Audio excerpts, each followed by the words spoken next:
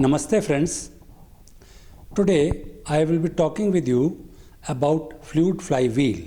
Fluid flywheel is a device to transfer motion from engine shaft to the gear shaft.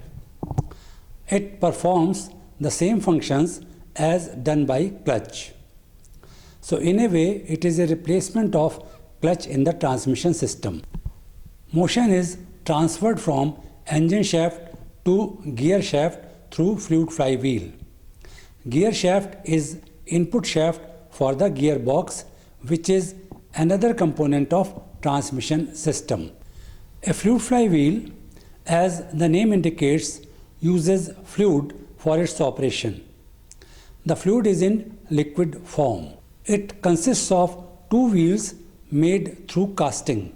These two wheels act as rotor. One is fixed on the engine shaft and the other is fixed on gear shaft. The motion through these is transferred to gear shaft. For the details of construction, we refer to this diagram of fluid flywheel. Looking at the diagram, you may notice that the wheels have been provided with passages. The two views shown will help you to visualize the details of these passages. These passages are semi-circular. These are identical in shape and spread uniformly along the periphery of the wheel as indicated in the diagram. The passages that are provided in the wheels have uniform cross-sectional area. Let us try to understand how it is done. Looking at the elevation, you may notice that the dimension small b is greater than dimension small a. Similarly, looking at side view, you may notice that dimension capital A is greater than capital B. This will make the cross-sectional area of passage uniform because small b into capital B on outer side and small a into capital A on the inner side would be approximately same. Next, we try to understand the principle of fluid flywheel. For this, we have to refer to second diagram. In this diagram, the passages have been shown as tubes. This has been done for the sake of simplicity. These tubes are mounted on the shafts as shown. Shaft on left can be assumed to be engine shaft and the one on the right hand side may be assumed to be the gearbox shaft. They have common axis XX. As indicated in the diagram, engine shaft is rotating at a speed of capital N RPM. The gear shaft is rotating at small n RPM. So the two shafts are rotating at different speed. Imagine that these tubes are filled with fluid. Their outer ends are covered by diaphragm C and D, as you can notice in the diagram. The fluid will be exerting pressure P suffix A on diaphragm C, and it can be shown that PA is proportional to capital N square.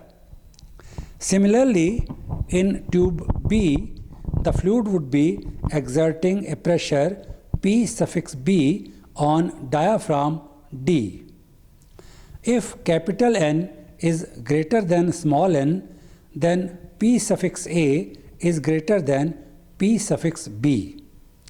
And if the diaphragms were removed, the fluid will continue to flow around the tubes again and again. The flow will be as shown in the clockwise direction. If capital N is less than small n, then the direction of flow will be reversed. That is, now it will flow in anti-clockwise direction. In case capital N is equal to small n, then pressure P suffix A exerted on diaphragm C will become equal to pressure P suffix B exerted on diaphragm D.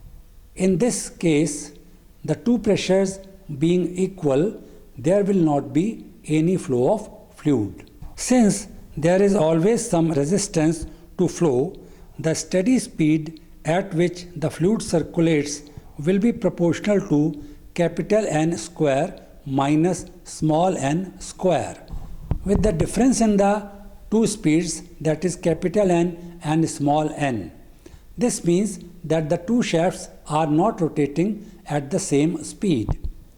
This also means that the rotors which are fixed on the shafts are not rotating at the same speed.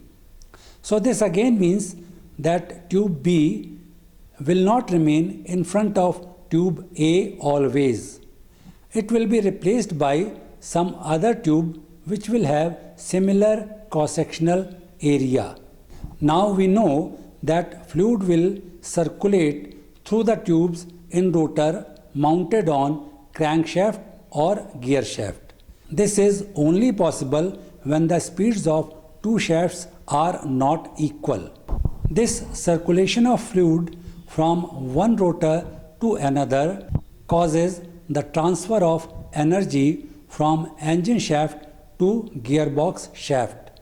Let us try to find out how does that happen.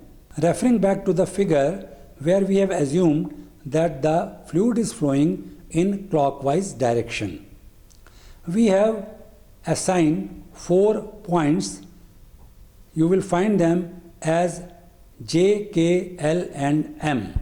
Points J and K lie on the axis of lower tube, and this axis is at a distance of small r from the axis of the two shafts, which is represented as capital X, capital X. The two other points L and M lie on the axis on the upper side of the tube. This is at a distance of capital R from the axis of the shaft, represented by capital X, capital X. So first, let us assume that we have a fluid particle located at point K. K is at a distance of small r from the axis capital X, which is the axis of the shaft. The particle rotates in a circle of radius small r with the angular speed of tube, that is capital N. The linear speed of particle in the circle is 2 pi small r into capital N, and the kinetic energy possessed by the particle is given by the expression half of W upon G 2 pi r whole square into capital N square, where W is the weight of fluid particle. The fluid particle is circulating, and as we know that it is moving in clockwise direction. Therefore, after a short time, it will attain a new position at L. Now it will start rotating in a circle with radius capital R with a speed of capital N. So the kinetic energy possessed by the fluid at this point will be 1 by 2 W upon G 2 pi capital R whole square into capital N whole square. In the previous case, it was 1 by 2 W upon G 2 pi small r whole square into capital N square. As you can see that capital R is greater than small r, the kinetic energy possessed by fluid particle as it reaches at L is greater than that possessed by it when it was at K. The increase in kinetic energy as it moves from K to L is derived from energy developed by the engine, the whole of which is utilized in increasing the kinetic energy of fluid as it flows from the center to the outside of the tube A. Now, next the fluid particle reaches at M. It will be rotating in a circle with radius capital R. Now, because this tube is rotating at a slower speed of small n, therefore, here the kinetic energy possessed by fluid particle would be half W upon G 2 pi capital R whole square small n square. As small n is less than capital N, the kinetic energy possessed by the particle at M would be less than that possessed by it at L. Partly, this reduction in kinetic energy is passed on to rotor B and remaining would be converted into heat and it will be lost. Finally, after a short time, the particle reaches the point J, where again the radius becomes small r and the speed remains small n. The kinetic energy possessed by the particle would be now 1 by 2 W upon G 2 pi small r square into small n square, which is less than the energy it possessed at point M. The energy that is reduced is transferred to rotor B and therefore the gearbox shaft. So this was how the energy is transferred from engine shaft to the gearbox shaft.